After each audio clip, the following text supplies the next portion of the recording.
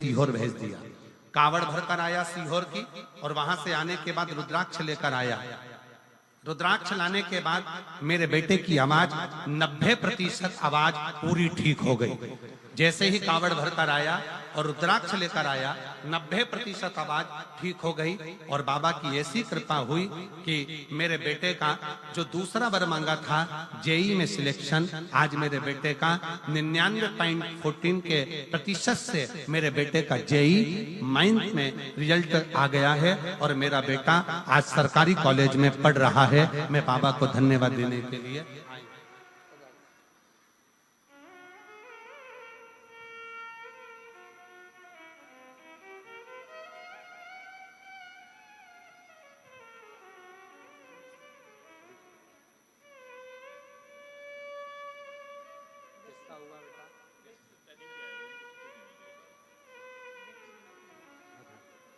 एक बेलपत्र उनको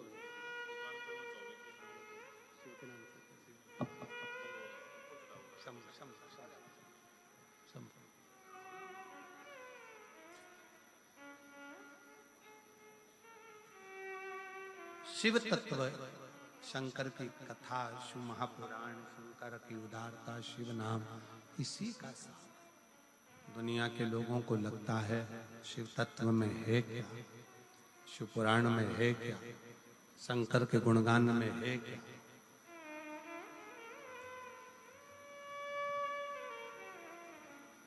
और मैंने तेरे ही भरोसे बाबा, तेरे ही भरोसे हवा बिच उड़ती जावांगी। बाबा डोर हथो छठी ना मैं कटी जावांगी। बोले मैं तेरी पतंग, शंभो मैं हवा बिच उड़ती जावांगी।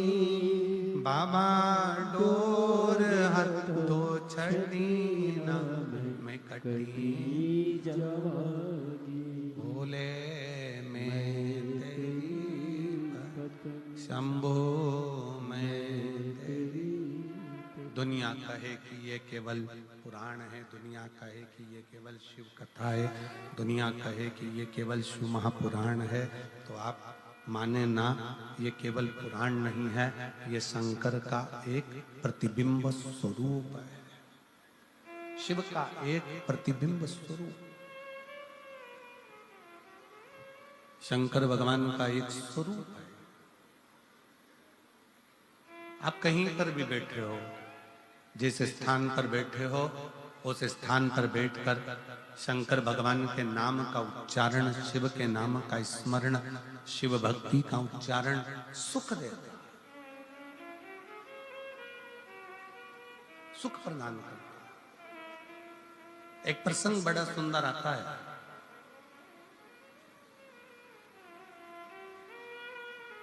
एक नेद्रु नाम के ऋषि हुए जिनके नेत्र नहीं थे। नेद्रु नाम के ऋषि हुए जिनके नेत्र नहीं थे, पर उनका एक कर्म बड़ा विचित्र था। बेलपत्री की जड़ का स्पर्श कर कर बैठे रहते थे। बेलपत्र की जड़ का स्पर्श करे और बेलपत्री की छांव में, बेलपत्र की छांव में, बेल वृक्ष की छांव में बैठे रहते।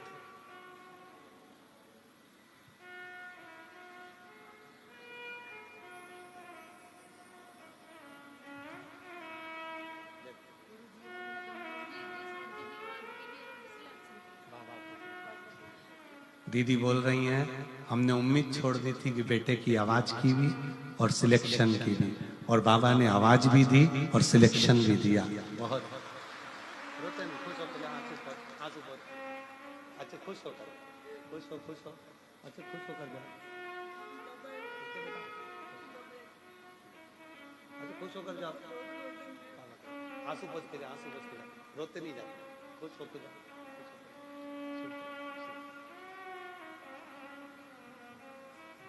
दीदी कह रही है मेरे बेटे की आवाज की भी उम्मीद छोड़ दी थी कि आवाज सही आएगी, और एग्जाम में क्लियर होने की भी सोच छोड़ दी थी कि वो हो पाए।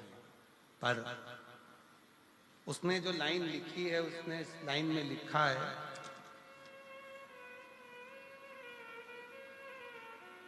क्या सही में शिव महापुराण का पंडाल क्या शिव पुराण का पंडाल होता है?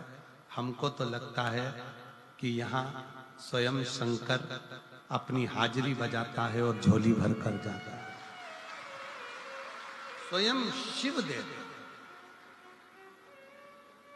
एक लाइन अच्छी लिखी है, आप और हम गुनगुना लेते हैं कि लुटा दिया भंडार काशी वाले ने, कर दिया माला माल काशी वाले ने, जो जैसी मावना लाया वो वैसा ही फल पाया, जो जैसी भावना लाया वो वैसा ही फल पाया, नहीं खाली उसे लौटाया वो मन ही मन हर्षाया, नहीं खाली उसे लौटाया वो मन ही मन हर्षाया, और कर दिया माला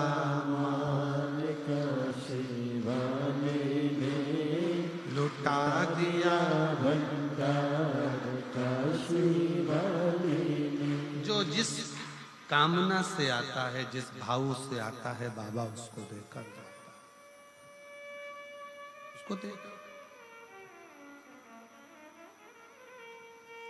और कांडा जी धन्यवाद, गोविंद जी आपको भी, गोपाल जी आपको भी, कि भक्तों की सुविधा के लिए आपने केवल एक दरवाजा नहीं, भक्तों की सुविधा के लिए तारा बाबा की कुटिया के सारे दरवाजे आप आने के लिए खोल देते हो उसके साथ। और इतनी खुशी हो रही थी, अभी हम जब गाड़ी में आ रहे थे तो माताएं आपस में बात कर रही थी कि हमेशा तो उत्थे का गेट, अब उसकी भाषा में कह रही थी उत्थे का गेट चालू रेवे, पर अब के ना गोविंद ने, गोपाल ने अब क्या गजब का काम कर ने, सारा गेट खोल दिया। तो इसकी प्रसन्नता, एक तो तुम्हारी भाषा हमको भी बोलने में थोड़ी अटपटी हो जाए, तो ये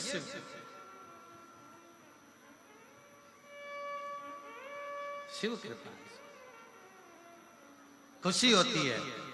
आप लोग जब बड़े सहजता के साथ, बड़े आनंदता के साथ, मस्ती में अलमस्त होकर, शंकर की बेटी होकर, शंकर के बेटे होकर जब शिव पुराण की कथा को सुनते हो ना, तो लगता है कि शिव आपके हृदय में विराजमान है और शिव आपका कल्याण कर। ये बोल बम का नारा है, बाबा है, शिव कृपा करे, करुणा करे, दया करे। शिव एक नेद्रु नाम के ऋषि जिनके नेत्र, उनके नेत्र नहीं, नेद्रु ऋषि के नेत्र नहीं, नेत्रों से दिखता नहीं है। बेलपत्री की जो जड़ है, उस बेलपत्री की जड़ को पकड़ कर बैठे रहते हैं, बेलपत्री की जड़ को पकड़े रहते हैं, बस वहीं बैठे रहते हैं, नेत्र नहीं है उनके। अब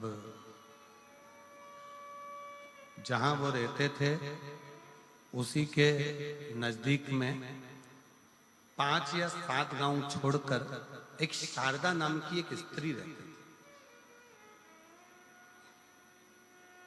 और वो शारदा नाम की स्त्री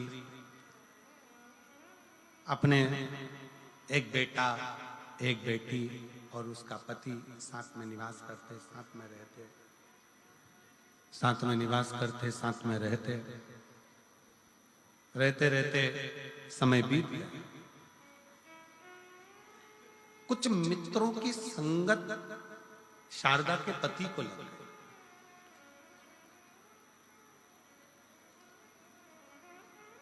कुछ मित्रों की संगत, और हमने पहले भी कथा में कहा, एक ताली, दूसरा थाली, तीसरा प्याली, ये व्यक्ति को बहुत जल्दी बर्बाद कर देती है। पहले नंबर पर ताली, प्रशंसा करने वाले अगर तुम्हारी प्रशंसा कर कर तुम्हें गलत काम में लगा रहे हैं तो तुम्हें बर्बादी की ओर लेकर जाते हैं।